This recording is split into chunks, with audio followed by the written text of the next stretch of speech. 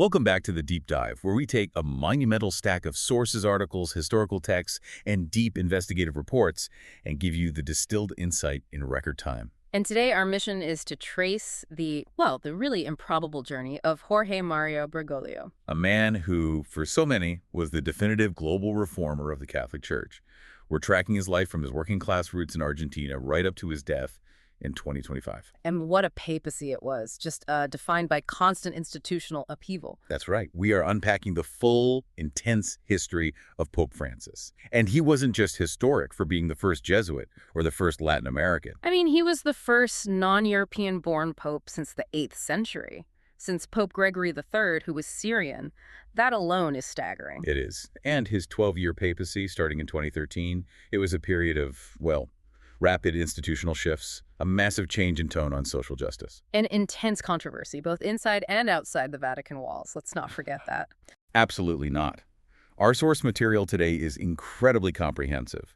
It covers his surprising early career, including some very unconventional jobs. And the enduring shadow of Argentina's dirty war, the conflicting narratives there are just crucial to understanding him. We'll also get into the dramatic details of his election, his radical, no-frills approach to governance, and the relentless diplomatic work he undertook across the globe. Especially in places like Ukraine, China, and the Middle East.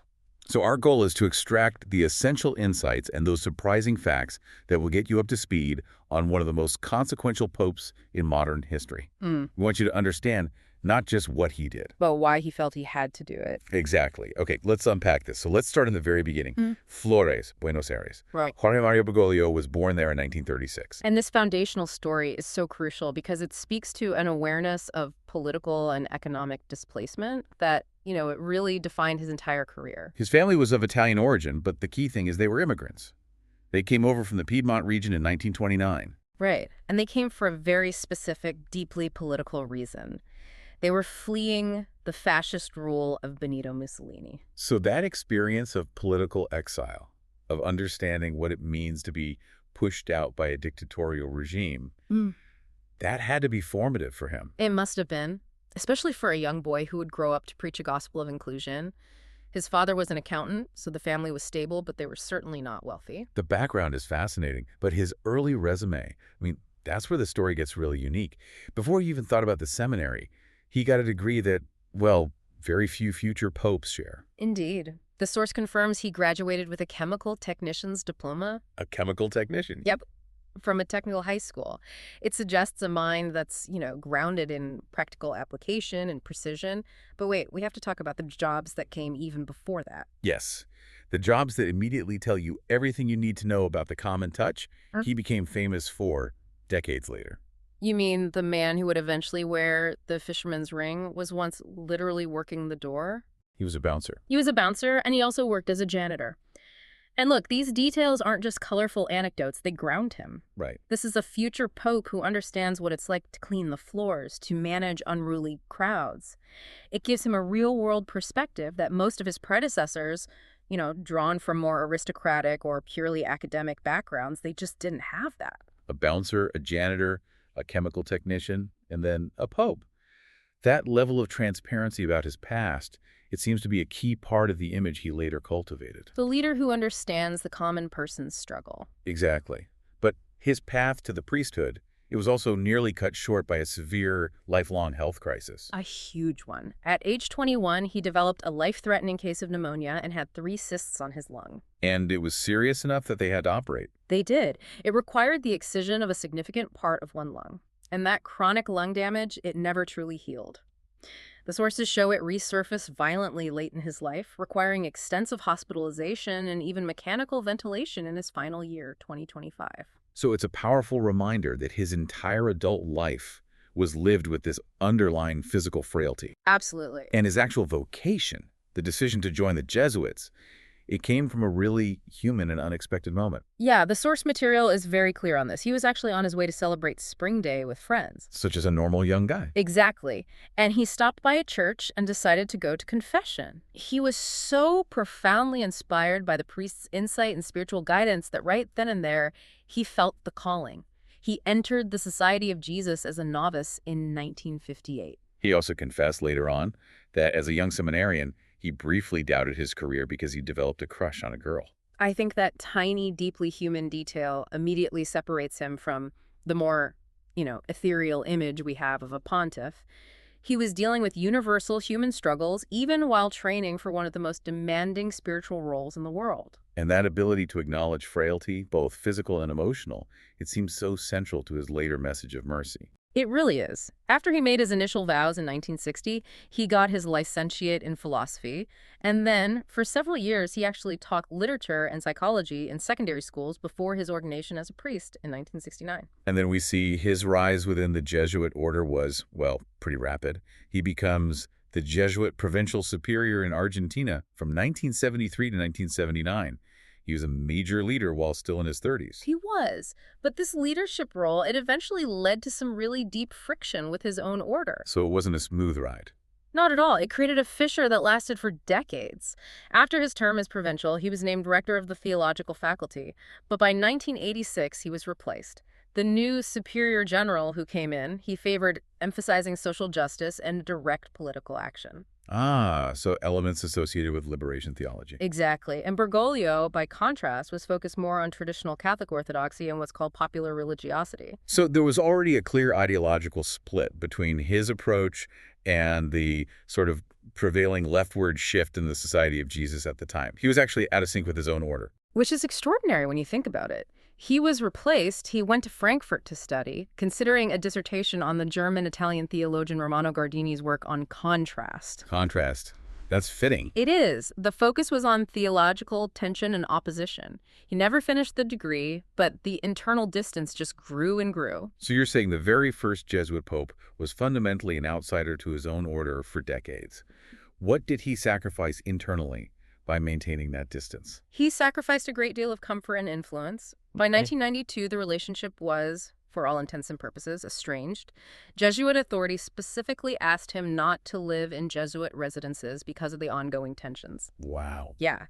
Tensions over his views on Catholic orthodoxy and his opposition to the political dimensions of liberation theology, which was very popular then. This virtual exile from his own spiritual family, the Jesuits, it lasted right up until the day he was elected pope. That just underscores his political independence and, I guess, a stubborn adherence to his own pastoral vision. Absolutely. Which brings us to his role as Archbishop of Buenos Aires from 1998 to 2013. This long tenure really cemented the persona that the world later came to know as Pope Francis. The man of radical simplicity, but also the man who was completely unafraid of political or institutional pressure. And as Archbishop, his life wasn't just humble, it was deliberately ascetic. Oh, yeah. He famously lived in a small apartment instead of the elegant bishop's residence. He rejected the chauffeur-driven car in favor of public transport. He cooked his own meals. And this wasn't just a quirky preference, was it? It was a consistent statement about prioritizing substance over status. Right. A statement. And that radical humility was paired with incredibly strict financial discipline, which was urgently needed in the archdiocese at the time. Why? What was the situation? The archdiocese was nearing bankruptcy, largely due to high internal spending and really poor fiscal management. Bergoglio stepped in, enforced draconian fiscal discipline, sold off the archdiocese's bank shares, and moved their accounts to regular international banks to ensure transparency. So he was already practicing rigorous financial reform at a local level, long before he was ever given the mandate to clean up the Vatican. Precisely. The experience was there. And this financial integrity was matched by his deep commitment to the marginalized, which earned him the nickname Slum Bishop. He was the Valero bishop. He was known for his major initiative to dramatically increase the church's presence in the villas miseria, the poor shanty towns of Buenos Aires. And what did that look like in practice? He essentially doubled the number of priests working there and visited these areas frequently himself. This wasn't just, outreach for the cameras. It was an effort to physically embed the church among the suffering. Reinforcing his later statement that the true development of people is measured in the face of suffering. Exactly that. However, this period, specifically the 1970s, when he was the Jesuit provincial, it cast the longest shadow over his Argentine years.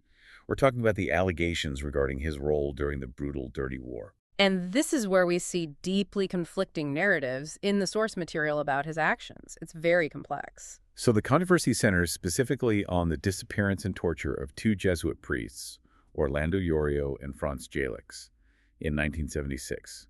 What was the accusation? The accusation was grave. It was that Bergoglio, as their superior, failed to protect them, or worse, that he had effectively dismissed them from the Society of Jesus right before their arrest, which critics claimed was a signal to the military junta that they were, fair game. But the defense, which is detailed heavily in the sources, it paints a completely different picture. A completely different one. A portrait of a man quietly working behind the scenes to save lives at immense personal risk. But what's the evidence for that side of the story? Well, Bergoglio himself claimed he worked directly with the regime, interceding specifically with the dictator Jorge Rafael Videla on the priest's behalf. He believed that may have secured their release and saved their lives. And there's more, right? Oh, yeah. Authorized accounts state he sheltered dissidents on church property. He once even gave his own identity papers to a man who looked like him so that he could flee the country. A former judge, Alicia Oliveira, she corroborated this, stating Bergoglio was anguished by the dictatorship and actively helped people escape. And what about the priests themselves? Their testimony seems to have shifted over time. It's complex. Initially, Yorio was definitely critical, accusing Bergoglio of doing nothing to free them.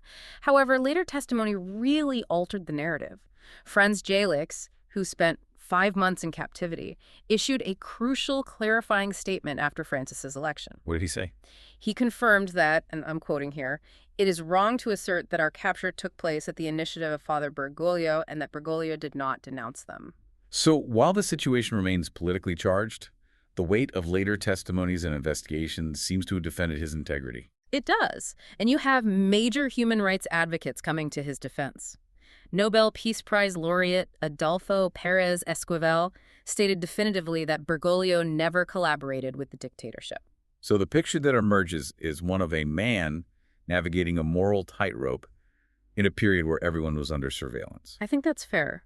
It's clear he was working against the regime in secret, even if his public, non-confrontational approach was later misinterpreted by some. So, having navigated the shadows of a dictatorship, Bergoglio was clearly unafraid of political pressure. And that grit was immediately tested by the democratically elected government, specifically the populist left-wing regime of the Kirchners. Oh, that relationship with Presidents Nestor and Cristina Kirchner was notoriously tense. Nestor Kirchner even considered Bergoglio a political rival. A rival. He viewed the archbishop's popularity and his moral authority as a direct threat to his own political power. And the ultimate friction point was the 2010 same-sex marriage legislation. That was the big one. Bergoglio vehemently and publicly opposed the bill, which he called a destructive pretension against the plan of God. It was a huge public clash. And that fiery public opposition was seen as a strategic error by some, but the entire relationship changed. Overnight, when he was elected pope. It was what political analysts called a dramatic Copernican shift by Cristina Kirchner. Suddenly, Francis was a global phenomenon and she fully embraced him. She even met privately with him before his inauguration. A hugely important symbolic meeting, yeah. It just demonstrated how his moral authority now transcended national politics completely. We should also remember that his eventual election in 2013, it wasn't entirely out of the blue. He had already been a major contender in the previous conclave in 2005. A very reluctant contender, but yes. He was made a cardinal in 2001 by John Paul II, and reports from the 2005 conclave, which rely on credible, though anonymous, cardinal sources, they claim that Bergoglio was the main challenger to Cardinal Ratzinger. Who became Benedict VI. Right. And supposedly, Bergoglio received 40 votes at one point in the third ballot, which showed significant internal support. And he performed this, extraordinary and selfless act to end what was seen as a deadlock between the two leading figures. He reportedly made an emotional plea to his fellow cardinals, asking them to stop voting for him. Why would he do that? His motivation was to prevent the conclave from delaying the election of a clear pope any further. It speaks volumes about his character. He actively tried to suppress his own election to prioritize clarity and stability for the church. It shows he was not a careerist. So all this history, the humility, the financial discipline, the political independence, it all culminated in the 2013 election. He was elected on the 5th ballot. And everything about that first appearance on the balcony immediately signaled that the status quo was over. Starting with the name, Francis. After St. Francis of Assisi, it was the first profound statement, emphasizing concern for the poor, for peace, for creation. The source highlights he chose the name after Brazilian Cardinal Claudio Hums embraced him and whispered, "Don't forget the poor." And he insisted on being called simply Francis. Yeah. No Roman numeral. Right. Another way of simplifying the ancient office from the very start. And the dismantling of formality was instant and intentional. He walked out in a simple white cassock, refusing the traditional red mosaic cape. That cape, often trimmed with ermine, it symbolized all the pomp of the office. He wanted none of it. He was trading symbolism for substance. He kept the simple iron pectoral cross he had worn as archbishop rather than accepting the traditional gold one. And he used silver for his fisherman's ring. All of it was sending a visual message to the world. This papacy is about ministry, not medieval ornamentation. I think the small human moments speak the loudest here. He refused the papal limousine and took the bus back with the other cardinals. And he stood up to receive their congratulations instead of sitting on the papal throne. But the most famous anecdote, the one that broke through the global news, was his insistence on stopping by the guest house to collect his things and, critically, to pay his bill before officially moving into the apostolic palace. It sounds like a charming story, but what did that single act instantly communicate about his view of the Vatican's traditional finances? It was a clear, immediate statement against the traditional expectation of privilege and entitlement within the Vatican bureaucracy.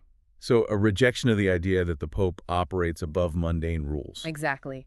It sent a shiver down the spine of the Roman Curia. The message was clear. The financial cleanup has begun. And speaking of residences, he never actually moved into the traditional home of the popes, the apostolic palace. Correct. In a completely unprecedented move for a modern pope, Francis chose to reside in the Domus Sanctae Marthae guest house, just a common suite where he could receive visitors. Not the luxurious and often lonely apostolic palace apartments. No. He was the first pope since Pius X, over a century earlier, to live outside those apartments. It signaled a permanent shift away from what he viewed as the isolating excesses of the papacy. This revelation in style was quickly followed by him laying the theological foundation for his entire papacy. Starting with his motto, miserando atque elegendo, which translates as, by having mercy and by choosing. It's drawn from the story of St. Matthew the tax collector.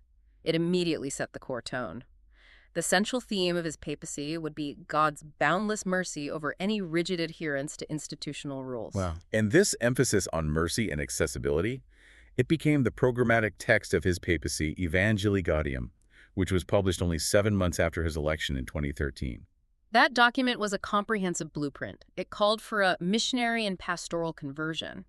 It advocated for a church that fully includes the laity in its mission. And critically, he coined that famous phrase. That church shepherds must have the smell of the sheep. Meaning they have to stay close to the common people of God, deeply involved in their lives and struggles. And this was essentially his mandate to the clergy to move away from internal focus and status, what he vehemently termed clericalism. Oh, he saw clericalism as a disease. He defined it as dwelling excessively on priestly status and authority, and he believed it isolated priests from the very people they were meant to serve. He warned repeatedly that poorly trained or self-serving priests could become little monsters. So this focus on service, radical simplicity, and inclusion, it formed the core ideological identity of his decade-long tenure. And it positioned him constantly against the internal forces of tradition and bureaucracy. Now, Francis didn't just redefine the role of the Pope. He fundamentally shifted the theological priorities of the Church outward toward global social justice concerns. We see this immediately with his focus on the environment. Indicated by his name choice, Francis of Assisi, the patron saint of ecology. And his environmental focus wasn't just symbolic. It was codified in serious, high-level theological documents. Right. His 2015 encyclical, Laudato Si, Praise Be to You, was a monumental work. It called for swift and decisive action on climate change. This document fundamentally established the concept of integral ecology within Catholic teaching. And what does integral ecology mean, exactly? It's the idea that the environmental crisis and the social crisis of poverty are intrinsically linked. You can't solve one without addressing the other. So this wasn't just a general call for conservation. He was condemning the economic and political systems driving the destruction. Absolutely. Laudato Si condemned indifference to the ecosystem, the worship of technology, and greed for short-term profit. He argued that the earth itself is among the most abandoned and mistreated of the poor. And he followed this up in 2023 with another document, Laudato. Praise God. Yes, he released that ahead of the COP28 conference, and it specifically and strongly condemned climate change denial, warning that the planet was near the breaking point. He also elevated the environmental crisis to a moral and legal issue of the highest order. He did. In 2019, he stated unequivocally that ecocide, the serious destruction of the natural environment, was a sin, and that it should be classified as a fifth category of crimes against peace under international law. A huge push for global accountability. And he backed it up with gestures at the Vatican itself. In June 2024, he ordered the Vatican to construct an agrivoltaics facility on its land holdings outside Rome. Combining solar energy with agriculture. A practical, visible demonstration of the principles of integral ecology. Beyond the environment, he was relentless in his economic criticism, consistently siding with the marginalized and critiquing mainstream capitalist theories. Especially those favored by political conservatives. He was a staunch, vocal critic of what he repeatedly termed trickle-down economics, consumerism, and unchecked overdevelopment. He used some very strong language, didn't he? He did. In one address, he stated that the current global economic model kills because it focuses solely on profit rather than the human person. And in 2024, we saw him push for incredibly specific economic policies, moving far beyond just general moral calls for charity. This is where he became politically explicit. He renewed calls for a universal basic income, or UBI, and he explicitly supported higher taxes on billionaires, warning that the world's wealthy were obsessed with pure greed. And for him, the true measure of a society wasn't its GDP. Not at all. It was how it cares for its most vulnerable. He said the true development of people is measured in the face of suffering. He also embraced popular movements as a necessary antidote to what he called the culture of the self. And he even went as far as praising Gustavo Gutierrez, the founder of liberation theology, which is a remarkable historical turn given the ideological conflict that caused his estrangement from the Jesuits decades prior. So how did he reframe it? He emphasized the positive aspect of grassroots solidarity and activism for the poor, encouraging Christians and even Marxists to cooperate on social issues. Finally, in the realm of morality, while maintaining traditional Catholic teaching on fundamental issues like abortion, he showed a distinct reluctance to focus narrowly on what he viewed as secondary moral debates. He famously criticized the obsession of some Catholics with a selection of issues, specifically citing abortion, gay marriage, and the use of contraceptive methods. And he suggested that this hyperfocus did not show the heart of the message of Jesus Christ. Exactly. He argued the church needed to be a field hospital first. You provide healing and mercy before dwelling on complicated moral specifics. But perhaps his most tangible and lasting moral reform relates to the death penalty, a change that required revising the Church's fundamental doctrine. It was huge. Francis committed the Church to the worldwide abolition of the death penalty. In 2018, he revised the Catechism of the Catholic Church, the Church's official doctrine, to state that capital punishment is inadmissible in all cases. Inadmissible in all cases. That's a massive doctrinal shift, isn't it? It's massive. Previous popes had accepted the death penalty as permissible in extremely rare cases, where it was the only way to defend human lives against an unjust aggressor. And Francis completely closed that door. He did. He asserted that because modern society possesses the technology and means to safely detain offenders, capital punishment is always an attack on the inviolability and dignity of the person, regardless of the severity of the crime. Let's talk about institutional reforms. Francis inherited a Vatican that was widely seen as needing a serious overhaul, particularly regarding its finances and internal governance. And he was explicitly mandated by the cardinals who elected him to clean up the financial scandals. So let's start with the opaque and notorious Vatican Bank, the Institute for the Works of Religion, or IOR. The IOR was a major liability. It was facing long-standing allegations of corruption, insufficient money laundering controls, and maintaining thousands of suspicious, often anonymous, accounts. So he was forced to act immediately to ensure compliance with international financial standards. What did he do? He appointed a commission to advise on reform, replacing 4 of the 5 cardinal overseers in January 2014. More importantly, he introduced sweeping internal regulatory changes and auditing standards, which led to a lot of accounts being closed. Thousands. By 2015, the IOR had closed thousands of accounts belonging to entities and individuals who did not meet the strict new transparency requirements. The goal was full transparency, and he even showed a willingness to close the bank entirely if the reforms proved impossible. He also applied this new fiscal restraint to the Curia itself, specifically targeting the traditional culture of entitlement. He abolished the large traditional bonuses paid to Vatican employees upon the election of a new pope, directing the millions of euros saved to charity instead.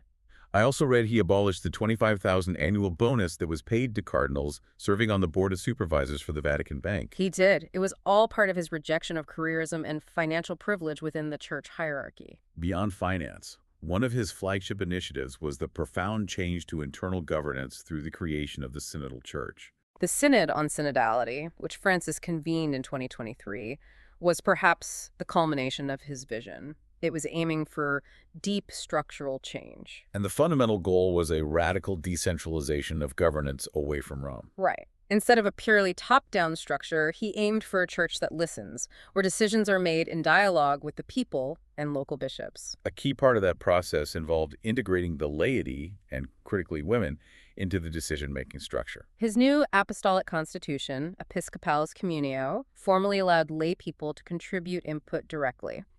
And then the most controversial and historically significant development was that 2023 synod, where he granted voting rights to 35 women.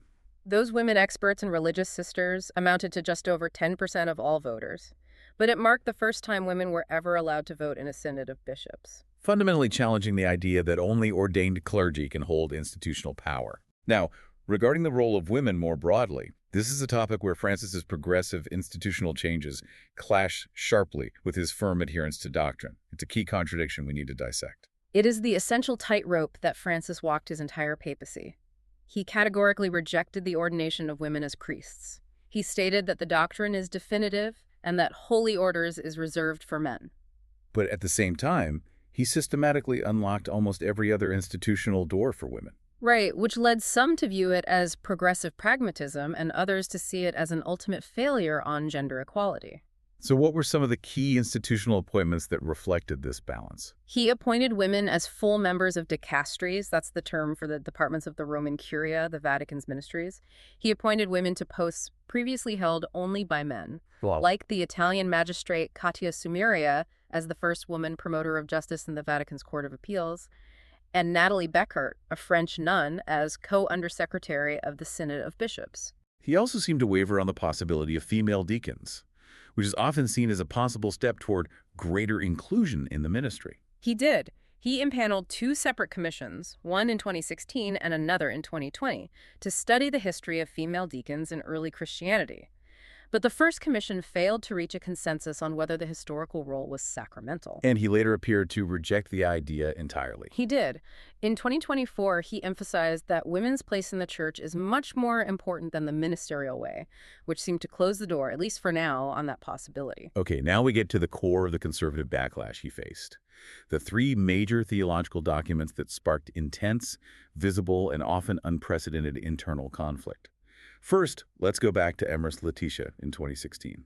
This apostolic exhortation on love within the family focused on pastoral care for those in irregular situations, particularly divorced and civilly remarried Catholics. And the controversy centered on a nuanced footnote. A footnote suggesting that in certain specific situations, after sufficient reflection and guidance, these individuals might be able to receive communion. He called for responsible personal and pastoral discernment of particular cases. Why did this specific nuance cause such an immense challenge to his authority? Because traditionalists argue that communion must be reserved only for those in a state of grace, and being civilly remarried while the first marriage is still considered valid by the Church constitutes adultery, which is a state of sin. So Francis was essentially prioritizing mercy and individual conscience over a rigid application of the rule. Exactly. And this prompted 4 cardinals to issue the dubia a formal request for clarification on doctrine. It was an unprecedented public challenge, and it led conservative critics to escalate their criticism with accusations of promoting heretical propositions. Then came the traditional Latin Mass controversy, which was a direct reversal of his predecessor's policy. Right. In 2021, Francis issued the decree Traditionis Custodes, which imposed severe restrictions on the use of the older Tridentine Mass, often called the traditional Latin Mass. And this Mass represented a specific pre-Vatican II vision of the Church. It did, and Benedict XVI had broadly liberalized its use. So Francis's decree was a direct rejection of the liturgical path favored by conservatives and his predecessor. A very swift targeted act of ideological warfare. That's one way to put it. Francis significantly increased Vatican oversight over the ritual and restricted the right of newly ordained priests to celebrate it, stating that the Latin Mass was being used to sow division and reject the reforms of the Second Vatican Council. Traditionalist prelates found the move unnecessarily harsh, but he was resolute. But the internal firestorm reached its absolute zenith with Fiducia supplicans in December 2023. This was the big one. Fiducia supplicans allowed Catholic priests to perform spontaneous blessings for same-sex couples and other irregular relationships, provided the blessing was non-liturgical. So it couldn't look or sound like a sacrament. Right. He reiterated that marriage remains exclusively between a man and a woman, but the document marked a seismic shift in pastoral tone, emphasizing that God welcomes all people. And the response was immediately global and explosive. It sparked intense controversy. Conservative prelates called it sacrilegious and blasphemous, and crucially, the source details that the fallout involved an unprecedented political act. The entire assembly of African bishops announced a collective rejection of the declaration. An entire continent's bishops. An entire continent's episcopal conference. They stated that implementing such blessings cannot be carried out in Africa without exposing themselves to scandals. This public, collective rejection was a monumental challenge to the Pope's immediate authority.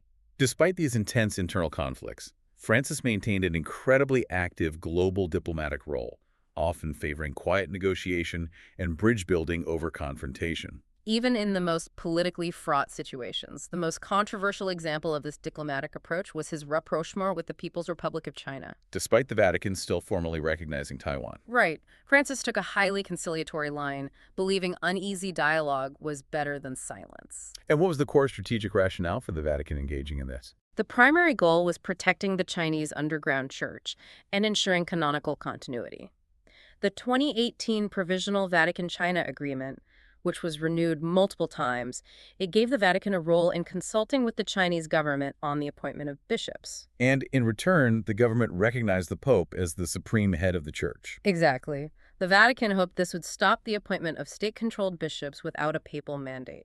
But critics, including Cardinal Joseph Zen, warned this sold out loyal Chinese Catholics and accepted infringements on religious freedom. And they had a point. Because China repeatedly violated the terms, they unilaterally installed bishops without Vatican approval. Yet Francis consistently defended the strategy, arguing that any mechanism for dialogue offered a path to prevent a total schism. He even later recognized an irregular appointment just to remedy the canonical irregularity, prioritizing unity over condemnation. On a different front, he played a key and very successful mediating role in restoring full diplomatic relations between the U.S. and Cuba. That was a tremendous diplomatic victory in 2014. He played a key role following a direct request from President Obama. He was uniquely positioned because he held the confidence of both administrations. And the success was so profound that Cuban leader Raul Castro, after meeting Francis, said he was considering returning to the Catholic Church. An amazing outcome.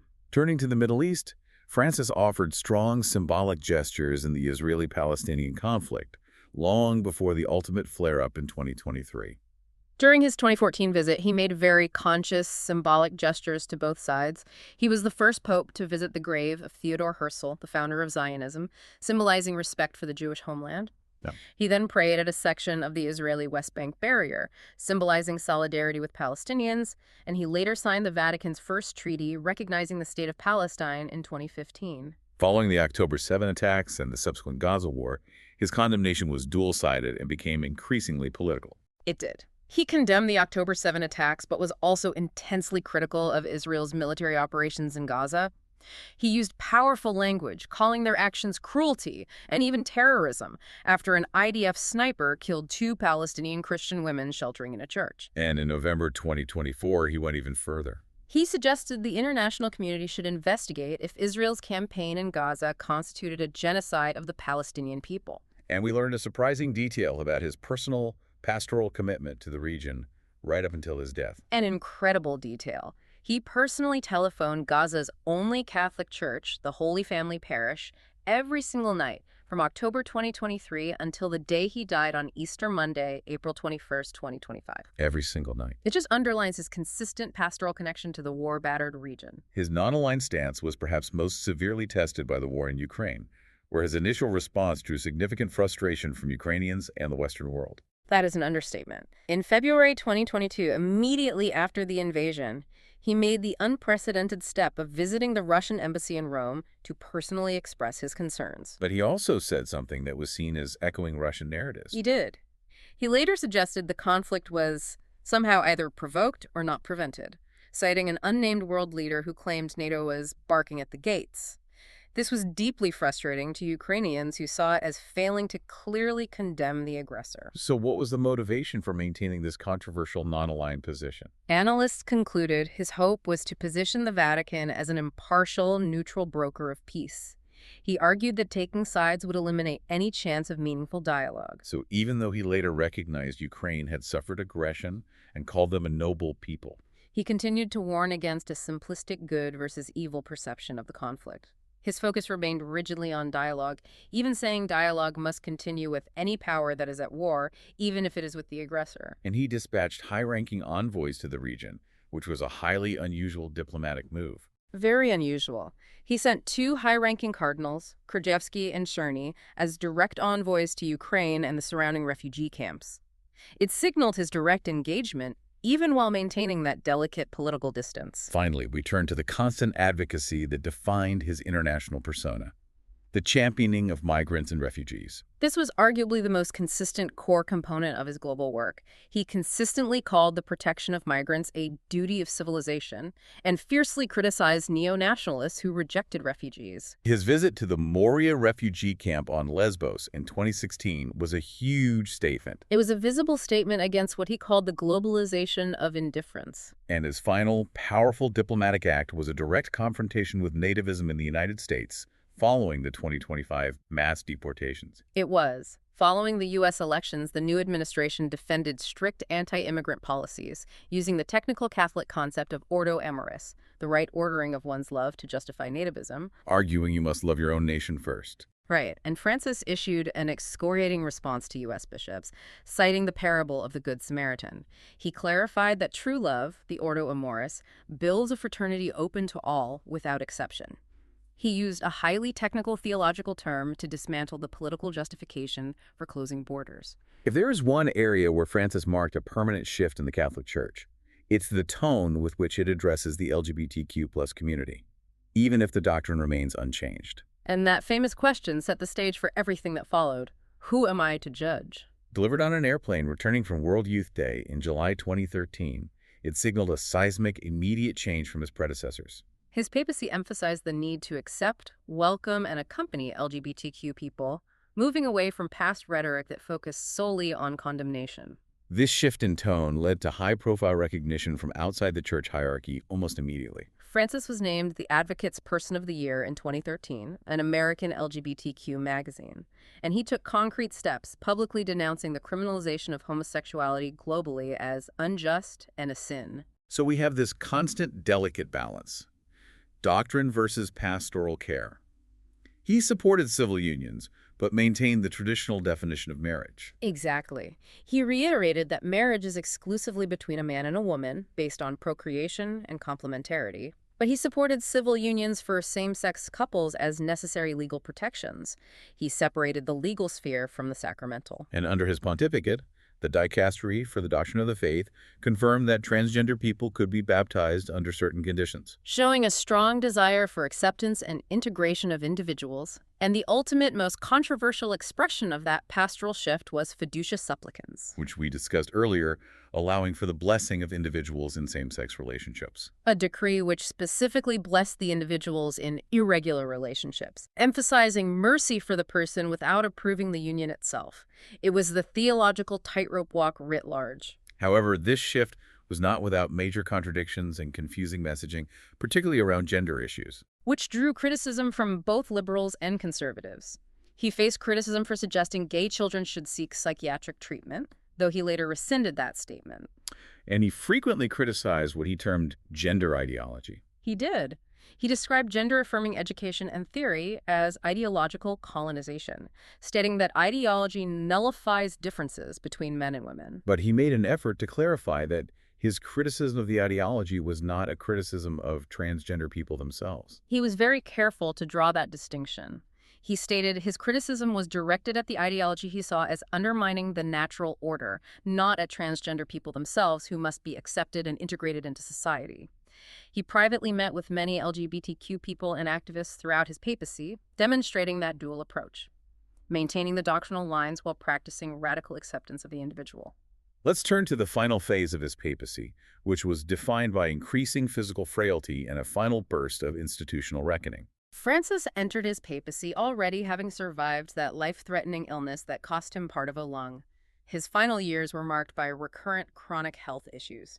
Chronic lung damage, severe knee problems, sciatica. Starting in 2022, he was forced to frequently use a wheelchair, a walker, or a cane for public appearances. And he didn't hide his condition, describing it as a new, slower phase of his papacy.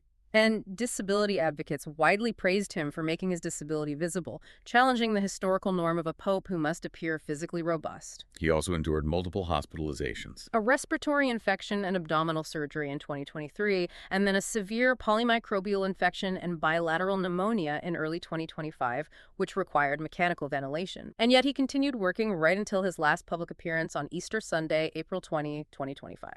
His commitment to institutional reckoning regarding the clergy sexual abuse scandal was also a defining late-stage element of his papacy. Absolutely. He apologized for sexual abuse by clergy in the U.S., Ireland, and Canada, and he issued the first Vatican apology for cultural genocide committed in Canadian residential schools in 2022. And crucially, he abolished pontifical secrecy in abuse cases in 2019.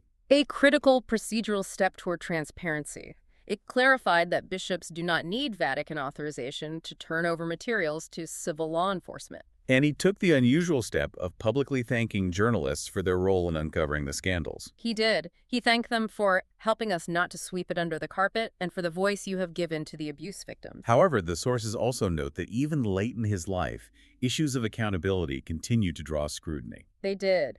The handling of cases like Cardinal Jean-Pierre Ricard or the artist Father Marco Rupnik showed that the Vatican's commitment to full justice was still a work in progress. Francis died on Easter Monday, April 21, 2025, at the age of 88. His cause of death was attributed to a cerebral stroke, coma, and cardiac arrest. And his final wishes regarding his burial were themselves unconventional, fitting his lifelong rejection of pomp. He didn't want to be buried at St. Peter's Basilica. No, his spiritual testament stipulated his desire to be buried at the Basilica of Santa Maria Maggiore in Rome. This made him the first pope to be interred there since Clement IX in 1669. A final symbolic act eschewing the primary monumental symbol of papal power. For a basilica dedicated to Mary, the Mother of God. Ultimately, his legacy is one of radical change achieved through immense political and theological risk. He fundamentally changed the future direction of the Church. He irrevocably changed the College of Cardinals by appointing over 80% of the electors for his successor. He significantly reduced the European share from a majority to a plurality, prioritizing men from the global south and Asia who shared his pastoral vision. He formalized the Church's commitment to the worldwide abolition of the death penalty. And while he maintained the prohibition on female ordination, he made massive strides in increasing women's presence in governance and institutional functions. He was a pope who simultaneously simplified the appearance of the office, living in a guest house, refusing traditional garb, while immensely complicating the internal theological landscape. He leveraged optics to force substance. That's a good way to put it. So we have charted the life of Pope Francis, a figure defined by radical simplicity, a deep pastoral connection to the marginalized, and an unprecedented willingness to engage in institutional warfare to change the Church's priorities. He was unafraid to steer the Church through intense theological disagreement, prioritizing global diplomatic engagement and environmental action. The narrative of Francis is compelling because of his humility. The accountant's son and former bouncer who insisted on paying his own hotel bill as pope. He consistently criticized economic systems built on pure greed, arguing that the true measure of a society is its care for the suffering. And that leads us to our final thought for you to explore. Francis often criticized systems of financial inequality and concentration of wealth. His final personal act, noted in the sources, was donating his entire personal wealth, about $200,000, to support a pasta-making project at a youth prison. So considering his dual experience managing bankruptcy in Buenos Aires and reforming the opaque Vatican Bank, what deeper systemic, economic, or structural changes, beyond simply reforming the Curia or supporting UBI, might Francis have pursued if he had enjoyed an unimpeded, longer papacy? Could he have attempted to fundamentally alter the Church's own vast global financial holdings to align with his critiques of pure greed? That is something for you to mull or explore on your own. Thank you for joining us on The Deep Dive.